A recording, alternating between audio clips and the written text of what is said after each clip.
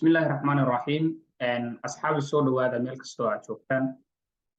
عشرة تحنها فصل كفون توغا يفون فوركا channel كلا سعتين أيام حسوق بيننا قلبت 10 كي ليلة أفراد فصل كفون توغا ليلة أفراد وحنا كجاه لنا عدي لهي رهدو عطوا كسيدات فصل كفون توغا أو أهدافتا درتا ودرتا فائدة waa isla buugga fasalka form 2ga bogga 175 ilaa 194 baa ardaygu tegayaa inahaas casharka markuu dul maro oo uu casharkiisaas dhammaystirto wuxuu ka shaqaynayaa layligan qaybaha kala duwan waa cutubkan sideedaad layligiisa koowaad layliyadeena imtixaanahan wuxuu ka yahay layliga afraad waxaa ugu horeeya fallaartan isku aadi geedka iyo dheeftiisa waa geedka iyo dheefta laga helo tarka geedku leeyahay iyo haddii la ku roon yahay geedka magaciisa marka halkaana magacyadii geedka kuugu qoran noocyadii geedaha kala duwan dhankaana waxaa kuugu qoran faa'iidada geed walba uu u taagan yahay oo laga helo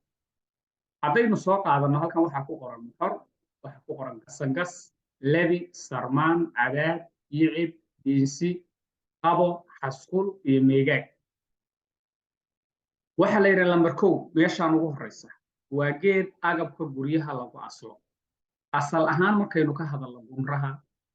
sarmaanta aroonta geedo badan oo asal leh baa jira laakiin halkan inaga waxaynu ku qoran sarmaan sarmaantaas ayaa lambarka afraad ku qoran baa halkaas dhigaysa way mid kale hadaynu ka bixino waxa la yiri waxaa lagu cushaa weelka caanaha lagu shubto weelka caanaha lagu shubto marka la culaygaas wuxuu noqonayaa in agabkii jeermiska laga dilo udugna markaa uu caanihii u yeelo caraf dhir badan ayaa loo adeegsadaa sida shilinka geedka bilicilka ah jiliftiisa maxaan ku yiraahdaa geedo badan baa jira laakiin inaga halkan waxaa inoo ku qoran meegaag oo lambarka tobnaad ah lambarka tobnaadna halkaasaan ardayda dhignay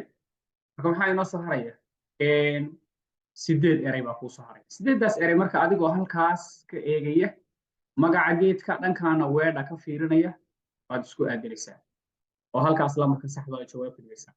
aan horay u sii lugayno qaybta ku xigta waxa la yiri waa su'aalo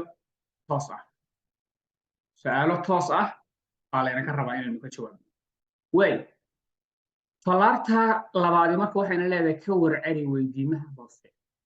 weydiimaha hoose ka warceli su'aasha koowaad waxay ku leedahay maxay ku kala duwan yihiin guban iyo cal dhulka saa ogtahay wuxuu leeyahay guban wuxuu leeyahay cal wuxuu leeyahay diira ku ronya dooxo meel ah togog buu leeyahay waxyaalo fara badan baa jira adiga laakiin waxa lagu weydiiyay guud ahaan marka labadan erey la isu keeno waxa ay ku kala duwan yihiin inaad sheegto gubanna sheeg macnihiisa calna sheeg macnihiisa waayahay waxaa kuu soo haray lambarka labaad sheeg laba geed oo dhirta dabka laga dhaliya saa la socoto reer miyigu dhir badan bay dabka ka dhaliyaan oo dhirta dhegaha nugul ah laakiin laba geed adiga ka sheeg bay labadaas kali geed oo adigu markaad garato waad soo qoraysaa lambarka saddexaad waxaa la yiri waa kuwee dhirta dhulkeena ka baxda oo xabagtooda la dhoofiyo saa ogtahay dhulkeena khayraadkiisa waxaa ka mid ah xabagtiisa in la dhoofiyo saa darteed dhowr geed baad sheegaysaa halkan waxaa lagu yiri lambarka afraad halkaas faada aan ka dhigo ra waxa weeye qor faa'iidooyinka geedka hadiga la yiraahdo ee dalkeena ka baxa faa'iidooyinkiisa dhowr qodob baa ka sheegaysaa lambarka shanaad wuxuu ku leeyahay sheeg laba maahmaahood oo dhirta loo adeegsado saa marka la leeyahay maahmaah kasta waxaynu u adeegsanaa noole caqli oo dadka ah laakiin waxaan soo qaadanaa neef oo kale geed oo kale waxaan soo qaadanaa shay iyadoo markaas lagu hagayo ama lagu tusayo qofka caqliga leh wax saa awgeed geedaha maahmaahda dhirta taraxda waxaa ka sheegtaa laba aan sii lugayno fallaarta saddexaad waxayna leedahay halkan ayna leedahay fallaarta saddexaad haddii ilaahay yidhaahdo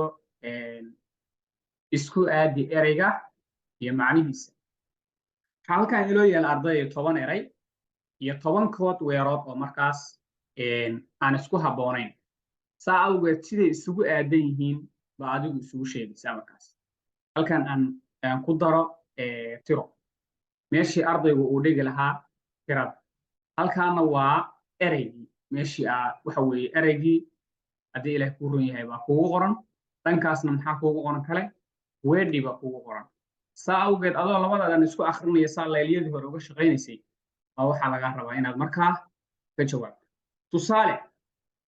waxaa la yidhi faahfaahin laga hadlayo baa lay dhacdo meel ka dhacday iyo wixii la mid ah waa faahfaahin waa xog in lagu siiyo halkaa marka adoo ka raadinaya ereyada meesha ku qoran fardafuul darro qabbir sarargale dambar shafshafo faallo seeto dac iyo baadisooc waxay la tahay ereygan faallo baa ugu dhow halkaasuu marka muxuu degayaa lambarka afraad halkaas ayuu fadhiisanaya lambarka afraad halkaasuu inoo dega maxaa kuu soo haray halkaas marka aad sii socoto mid kale haddaynu soo qaadno waxaa la yidhi qof ku xeel dheer adeegsiga fardaha yacni fardafuulnimada buu ku xeel dheer qof aad u yaqaan marka oo looga dambeeyo muxuu noqonayaa kaasina halkaasaa lambarkaas saddexaad isaguna degaya halkaasuu degaya oo maxay noqotay fardafuul fardafuulka maxaa la yidhahdaa qofka fardaha aadka u yaqaan oo xeesha fardaha aadka ugu dheereeya waayahay aan sii lugaynay haddaynu xabad kale ku darno waxaa la yidhi dhoobo jilicsan oo timaha lagu nadiifiyo ama lagu qurxiyo reer hawdka oo kale waxay sameeyaan timaha way hagaagsadaan waa waagi hore dadku timaha ay la bixi jireen marka dhoobadaasi macnaheeda baynu halkaa ka raadinaynaa saa awgeed waxaa inoo taal lambar 7 halkan baan dhigaynaa 7 maxay noqotay darro marka maxay tahay waa dhoobo jilicsan muurad cad oo ay reer miyigu markaas timaha marsadaan inta kale arday maxaa laga rabaa adoo labada dhan isu akrinaya inaad markaa ka jawaabto waayahay ugu dambeyntii waxaan ku salaamayaa islaamka assalaamu calaykum warahmatullaahi wabarakaatuh